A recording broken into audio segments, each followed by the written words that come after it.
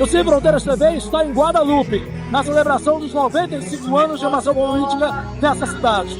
E o povo celebra e canta ao som de Wesley Safadão. E você acompanha tudo isso agora no Sem Fronteiras TV. Vou dar um abraço, beijo bem especial, dizer que sempre bom fazer show no Piauí, aqui em Guadalupe hoje, super especial. Vambora, vamos dar. Então vamos avisar que você chegou, hein? Vamos avisar que eu cheguei.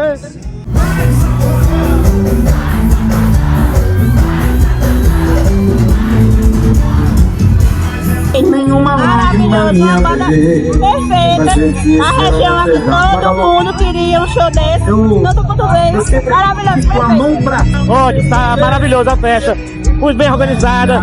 O prefeito tá de parabéns. Muito bom o show. Parabéns à prefeita Neguinha por esse espetáculo, muito bom. Sou de São João dos Pacos, mas vim prestigiar esse espetáculo, trazendo o Wesley Safadão. A região tá toda aqui. Só tenho a agradecer e dizer que no próximo ano, se tiver de novo, estou aqui novamente.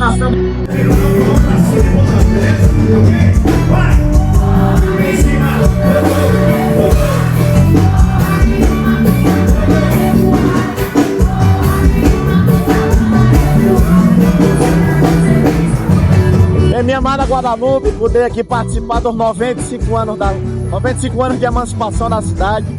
Aqui ao lado da minha querida prefeita Neidinha, que está encerrando um mandato realizador, que revolucionou a história do município, e comemorando aqui com Wesley Safadão a maior festa da história da cidade de Guadalupe, aqui poder prestar conta do que nós fizemos ao longo desses 8 anos de gestão e com certeza reafirmar parcerias, compromissos de mais trabalho em favor de Guadalupe e dessa região. Dia 30 de agosto, encerramos as comemorações de 95 anos da nossa cidade, Guadalupe.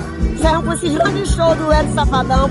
Para nós, lacramos com chave de ouro nosso último ano de mandato aqui em Guadalupe como prefeita, realizando grandes transformações dentro da nossa cidade. Você como política está realizada? Com certeza, como política, como pessoa, como mulher, de todas as maneiras, estou muito feliz por agradecer principalmente a Deus.